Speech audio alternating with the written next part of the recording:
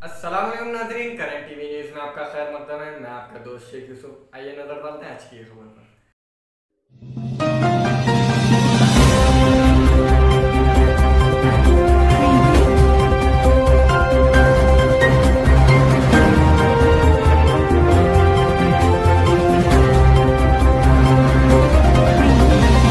AMM Nampally MLA Jafar Hussain Miraj ने आसरा pension के बारे में असेंबली में आवाज़ उठाई। बहुत बहुत शुक्रिया जनाब स्पीकर साहब, आपने मुझे ये जो मौका दिया। मेरा सीधा सवाल है साहब, ये जो आसरा पेंशन है उसके ताल्लुक़ से सवाल है साहब। पिछले 2 साल से ज़्यादा अरसे से जो एप्लीकेशन आसरा पेंशन के लिए गए हैं सर, उन लोगों के लिए अभी तक आसरा पेंशन चालू नहीं हुआ सर। अभी मैं चीफ मिनिस्टर साहब का शुक्रिया अदा करता हूं, उन्होंने 57 ईयर्स का भी किया और उसके एप्लीकेशन भी लिए गए सर। मगर मैं आपसे सीधा ये पूछना चाहता हूं सर, आसरा पेंशन के अंदर ओल्ड एज पेंशन भी है, उसमें विडो पेंशन भी है, डिसेबल पेंशन भी है सर। ये कोविड की तरफ से सर काफ़ी लोग जो बेवा हो गए हैं, जो लेडीज, उनका भी पेंशन अभी तक नहीं दिया जा रहा है सर। तो मैं आपके जरिए से खास तौर से हुकूमत को यह कहना चाहता हूं कि इमीडिएट आप आसरा पेंशन जितने नए एप्लीकेशन लिए हैं उनको रिलीज करिए। उसके साथ साथ जो एग्जिस्टिंग पेंशनर्स है उनको भी 3 महीने से पेंशन नहीं आ रहा सर, उनको भी करना, चूंकि आज लोग बहुत परेशान है सर, खाने के लिए परेशान है सर और बच्चों की फीस के लिए परेशान है सर। इसके लिए आपके जरिए से मैं मिनिस्टर साहब से ख्वाहिश करता हूं कि जल्द से जल्द आसरा पेंशन रिलीज किया जाए। बहुत बहुत शुक्रिया। असेंबली में केटीआर ने राजा सिंह के लिए एक शेर अर्ज किया।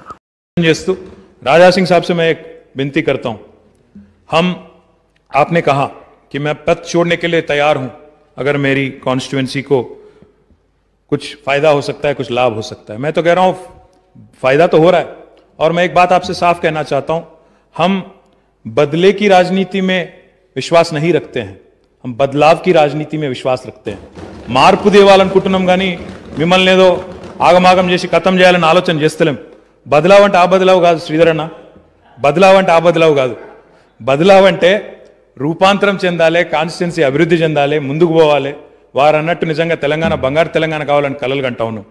एक और लफ्ज में अगर कहना है, कभी मखदूम मोइनुद्दीन ने कहा था, आप शायद सुने ही होंगे राजा सिंह भैया, मखदूम मोइनुद्दीन की भी, उन्होंने कहा था एक समय, हयात लेके चलो, कायनात लेके चलो, चले तो सारे जमाने को साथ लेके चलो। हम इस बात में विश्वास रखते हैं, हर किसी को साथ ले चलने में विश्वास रखते हैं, किसी के तरफ हम कोई अलग सा रवैया करने में विश्वास नहीं रखते हैं। तो आप पहली बात ये आपके मन से क्लियर कर ले। और दूसरी बात मैं आपसे ये भी विनती करता हूं, कभी का एक बार हमारे मंत्रीगण से भी मिल लो, कभी का एक बार पूछ लो कि कैसा तरक्की का चाहिए आपको, कैसी विकास चाहिए, पूछ लो। हमेशा अगर एक ही चीज में आप लगे रहेंगे तो फिर दिक्कत तो होगी। तो कभी का एक बार आप वहां के विधायक होने के नाते आके मिलो, रिप्रेजेंट करो, डिमांड करो, कोशिश करो। मेरी गुजारिश आपसे, विनती आपसे यह है कि आप गवर्नमेंट से भी जो रिक्वेस्ट आज यहां पे कर रहे हैं, बाहर भी आके करिए, मिलिए जरूर। आपका जो भी प्रजा की तरफ डिमांड है उसमें हमारी गवर्नमेंट से कोई आपको दिक्कत नहीं होगी। అధ్యక్ష, గౌరవ శాసనసభ్యులు ఒక మాట అన్నారు అధ్యక్ష, అక్బరుద్దీన్ గారు. ఇది మొట్టమొదటిసారి నేను 20 ఏళ్ల నుంచి శాసనసభలో ఉన్నాను, కానీ ఇది మొదటిసారి ఓల్డ్ సిటీ అభివృద్ధి మీద చర్చ మొదటిసారి జరుగుతా ఉంది. దానికి నేను ప్రభుత్వానికి శుభాకాంక్షలు చెప్తా ఉన్నాను అన్నారు అధ్యక్ష. ఇది మా ప్రభుత్వం యొక్క रंगारेड्डी सेंटर वेटर्निटी सेंटर में कोविड वैक्सीनेशन के लिए कुछ लोग पैसे ले रहे थे। रंगारेड्डी डीएमएचओ को इत्तला मिलते ही उन्होंने फौरी आकर वहां का दौरा किया और आवाम से बातचीत की। आइए देखते हैं ये रिपोर्ट।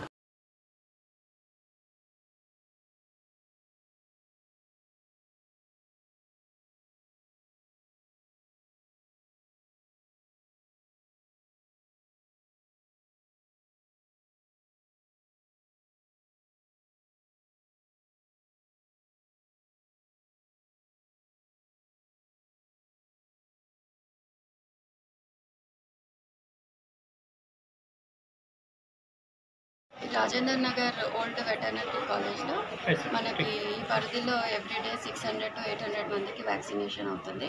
గత 5 months నుంచి మనం ఇక్కడ వ్యాక్సినేట్ చేస్తున్నాము.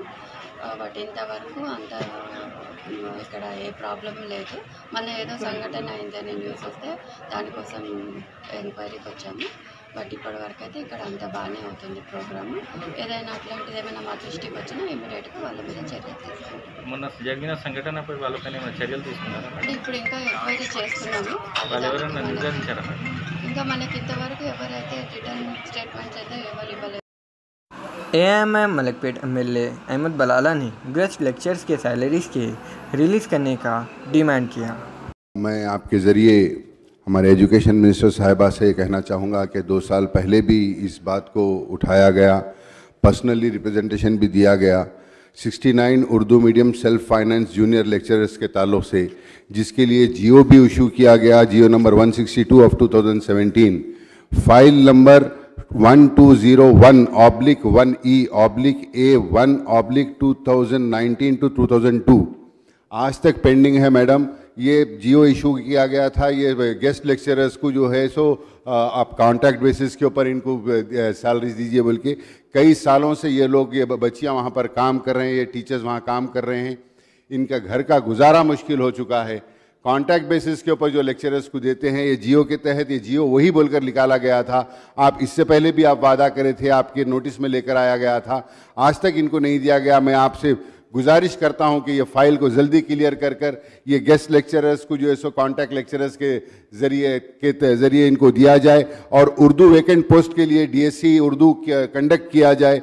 और जितने भी डीएससी पुराने हो चुके हैं, कई पोस्ट उसके अंदर डी रिजर्व करने का है, जो रिजर्वेशन के अंदर जो टीचर्स नहीं आए, SC ST के अंदर उर्दू मीडियम के पोस्ट उर्दू मीडियम उर्दू नहीं आती है उनको, इसलिए वो पोस्ट खाली रहते हैं। तो मैं हुकूमत के ज़रिए हुकूमत को आपके ज़रिए गुजारिश करना चाहूँगा कि ये डी रिजर्व किया जाए और वो 69 लेक्चर्स का मसला हल किया जाए। शुक्रिया। मिनिस्टर गारू। Rajendra Nagar police station limits में हैदरगुड़ा नालागुंडा कॉलोनी के रिटायर्ड बैंक एम्प्लॉय के घर में हुई चोरी। पुलिस ने केस दर्ज करते हुए तहकीकात का आगाज़ शुरू कर दिया। 11:30 నుంచి 7 నుంచి మా కాకింట్లో నుంచి బయలుదేరి మా తమ్ముడింటికి పోయినాము, గోల్డెన్ హైట్స్ పోయి తిరిగి మళ్ళీ 2 గంటలకు వచ్చినాము. 2 గంటలు వచ్చిన లోపల ప్రొఫెషనల్ దొంగంట ఈ ఈ కిటికీలో నుంచి వాడు ఎంటర్ అయ్యింది. ఈ కిటికీలో నుంచి ఎంటర్ అయ్యి వాడు ఒక ఫింగర్ ప్రింట్ కూడా వదలకుండా వాడు ప్రొఫెషనలిజం తోటి వచ్చి బెడ్రూమ్లో పోయి మొత్తము గోల్డ్ ఐటమ్స్ అన్నీ, మొత్తం లిస్ట్ ఆఫ్ గోల్డ్ ఐటమ్స్ అన్నీ మొత్తం అంతా తీసుకొని బ్యాగ్లో పెట్టుకొని మళ్ళీ ఇదే దాంట్లో నుంచి ఆడ వెళ్ళిపోయినాడు.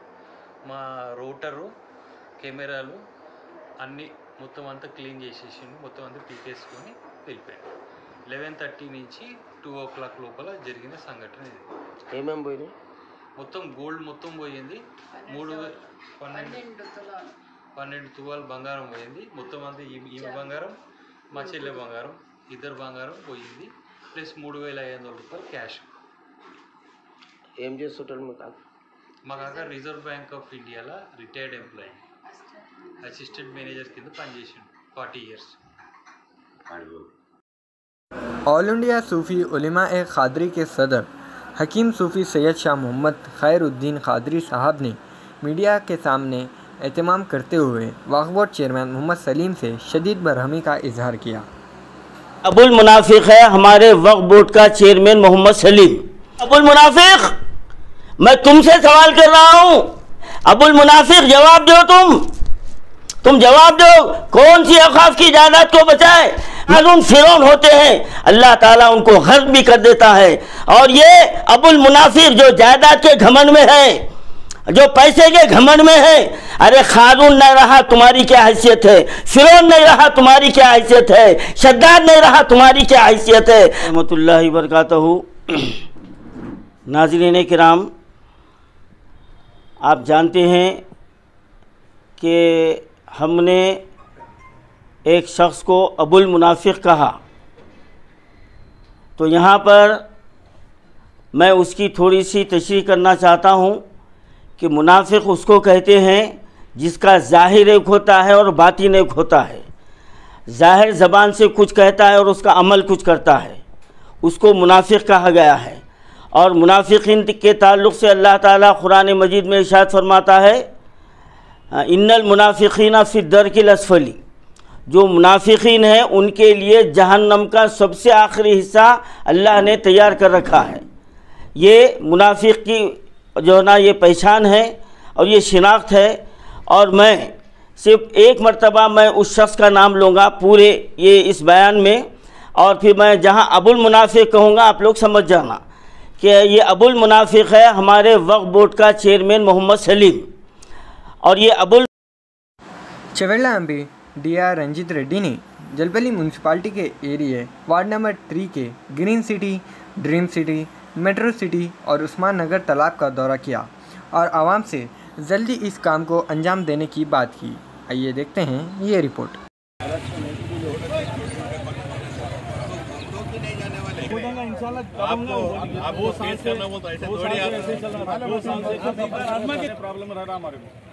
अपन को क्या सोल्यूशन होगा जी? कितना टाइम देंगे मेरे भाई?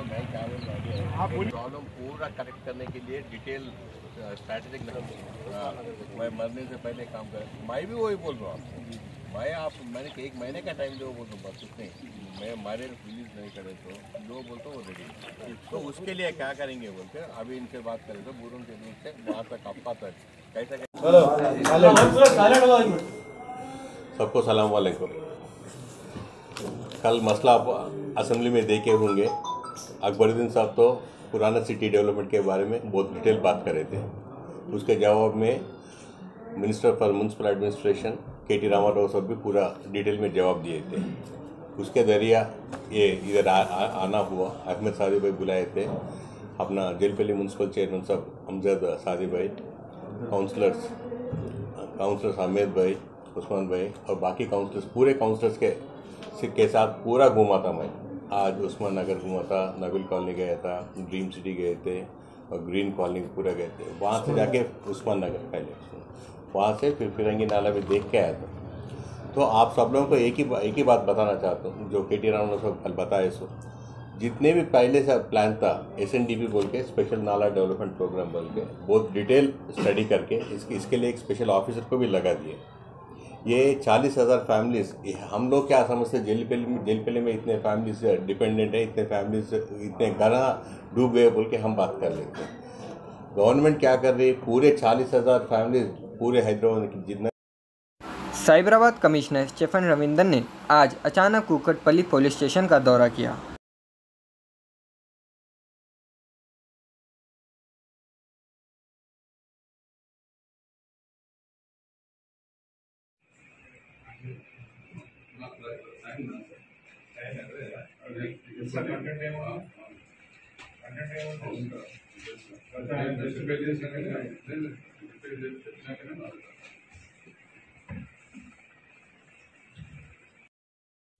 प्रियंका गांधी को अरेस्ट करने के बाद बालापुर में ज़बरदस्त तरीके से कांग्रेस पार्टी की जानिब से एहतजाज किया गया।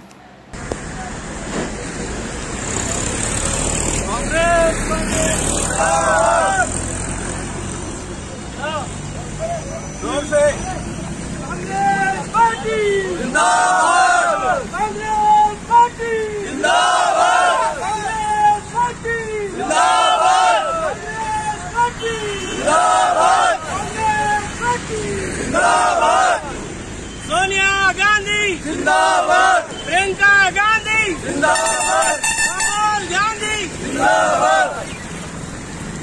मोदी तेरी गुंडागर्दी नहीं चलेगी, नहीं चलेगी। योगी तेरी गुंडागर्दी नहीं चलेगी, नहीं चलेगी। मोदी तेरी गुंडागर्दी नहीं चलेगी, नहीं चलेगी। कांग्रेस पार्टी जिंदाबाद, सोनिया गांधी जिंदाबाद, राहुल गांधी जिंदाबाद। मोदी तेरी गुंडागर्दी नहीं चलेगी। दొంగల రాజ్యం, దొంగల రాజ్యం, దొంగల రాజ్యం। कांग्रेस पार्टी जिंदाबाद। हाय हाय मोदी, हाय हाय मोदी, हाय हाय मोदी, हाय हाय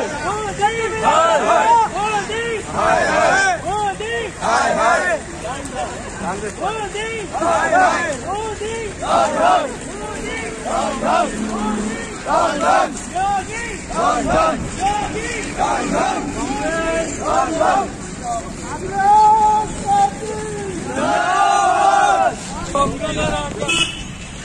कांग्रेस जिंदाबाद Modi don don Modi don don Modi don don Modi don don Modi don don Modi don don Modi don don Modi don don Modi don don Modi don don Congress party जिंदाबाद सोनिया गांधी जिंदाबाद राहुल गांधी जिंदाबाद प्रियंका गांधी जिंदाबाद Modi don don Modi don don.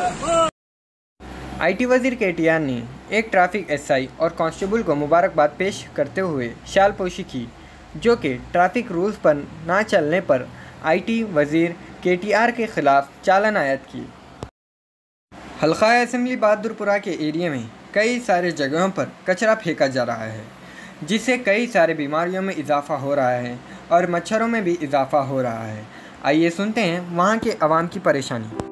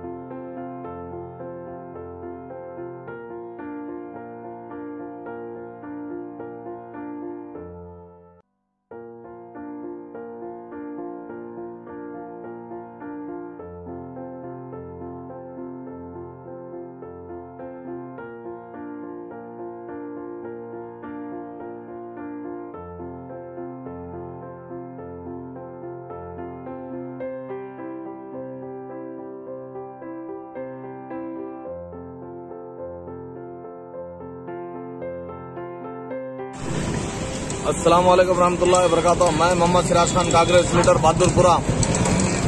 भाई आप अभी मैं सर्वे पे निकले हुआ हूँ और यहाँ का नज़ारा आप देख चुके हैं कि किस हाल से यहाँ पर कचरे कुंडी और ये नाले का काम बहुत अर्धद्वार गुजर गया है। बहुत टाइम से यहाँ पर काम नहीं हो रहा है और ये हालत हो गई। यहाँ से फलकनुमा को वीआईपी लोग जाते हैं और जो सो यहाँ का कारपोरेटर या हो या एमएलए हो, यहाँ पर डेवलपमेंट के नाम पे जो बात करी जाती है, लेकिन डेवलपमेंट कुछ भी नहीं है। डेवलपमेंट आप देख रहे हैं कचरे कुंडी, और यहाँ पर जो सो लेबर आता है, लेबर काम करता है, लेबर को हटा दिया गया यहाँ से। तो दूसरी बात जो सो लेबर को हटा के कचरे कुंडी साफ करके यहाँ टॉयलेट डाल सकते हैं पब्लिक की सहूलियत के लिए। जहाँ जगह नहीं है, जहाँ पर कुछ भी नहीं है, वहाँ पर टॉयलेट डाला जा रहा, जो बेफैज है, बेकार है। इसलिए जो सो यहाँ पर जो सो काम डेवलपमेंट के नाम पे, जैसा कि टीआरएस हुकूमत कोई प्लानिंग से काम होल सिटी में नहीं करती। जैसा कि अभी ब्रिज का काम चल रहा है तो ऑलरेडी आप लोग देख रहे हैं कि वहाँ पर साइड में जो सो कितनी ट्रैफिक हो रही है और कितना प्रॉब्लम हो रहा है। और यहाँ पर जैसा कि और एक आप इधर जाइए, केरविल हॉस्पिटल के पास जाइए, वहाँ पर कचरे कुंडी पड़ी हुई है। यहाँ पर देखो, जबकि गवर्नमेंट क्या बोली है कि भाई कचरे कुंडी हम उठा देते हैं, तो गवर्नमेंट क्या कर रही। फिर ऊपर से जो सो आप यहाँ पर जाइए, और अभी जो सो इधर इटली होटल की तरफ काम शुरू हुआ है तो वहाँ पर कोई प्लानिंग का काम नहीं है। अभी खोदना शुरू हुआ, अभी से ट्रैफिक का प्रॉब्लम है। कल के दिन प्लेरान ठहरेंगे तो वहाँ पर AIMIM floor leader Akbaruddin Owaisi साहब ने असेंबली में दलित बंधु मिलेगा क्या मुसलमानों को किया सवाल कि हमारी पार्टी दलितों के साथ जो बरसा बरस से नाइंसाफी की गई है, उसकी न सिर्फ कबूल करती है कि नाइंसाफी हुई उनके साथ, बल्कि आज जो ये प्रोग्राम लाया गया है इसकी तायीद करती है। और उसके साथ ही साथ दूसरी बात, मैं चीफ मिनिस्टर साहब का शुक्रिया अदा करूंगा कि हमारी पार्टी की जानिब से ये मुतालबा किया गया था कि आप कास्ट सेंसस करवाने के लिए गवर्नमेंट ऑफ इंडिया से मुतालबा करें, जिस पर चीफ मिनिस्टर साहब ने ऐलान किया कि एक रेजोल्यूशन इस ऐवान में मंजूर करेंगे। तो मैं हमारे इस मुतालबे को कबूल करने पर चीफ मिनिस्टर साहब का शुक्रिया अदा करता हूं। और चंद क्लैरिफिकेशंस है जो आपके ज़रिए मैं चीफ मिनिस्टर साहब से हासिल करना चाहूँगा इस दलित बंधु प्रोग्राम के लिए। सबसे पहली क्लैरिफिकेशन ये जानना चाहूँगा कि ये दलित बंधु स्कीम स्टैट्यूटरी स्कीम है या नॉन स्टैट्यूटरी है। दूसरी बात, क्या आप उसको स्टैट्यूटरी बैकिंग देने के लिए कोई लेजिस्लेशन लाएंगे इस ऐवान में? सर मैं ख़त्म कर लूँ सब। मैं आपका शुक्रिया अदा करता हूँ, आपसे राय लेना चाह रहा था। एक स्कीम के तहत इसको ऐलान करके चला रहे, अभी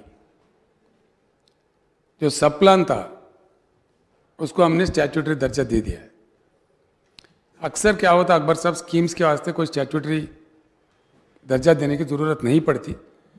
अगर हम सब लोग एक राय करके अगर स्टैट्यूटरी दर्जा देना मुनासिब समझे तो आप अपना राय बताइए, हम इसको ज़रूर उसमें ला लेंगे।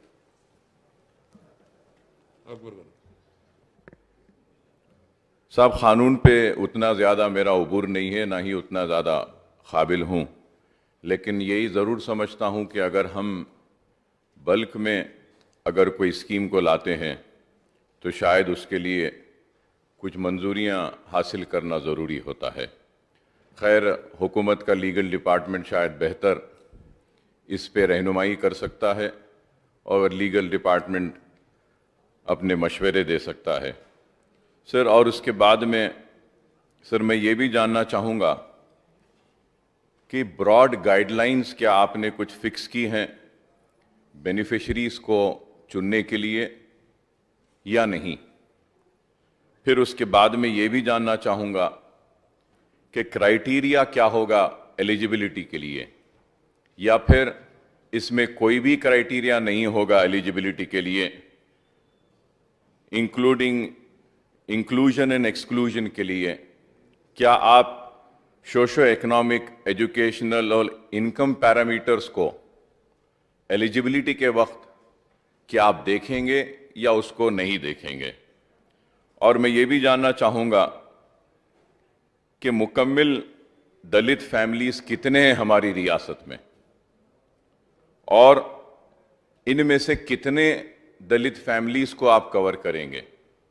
क्या सारे फैमिलीज को लेंगे या फिर इसमें कोई एलिजिबिलिटी का कोई क्राइटेरिया बनाएंगे?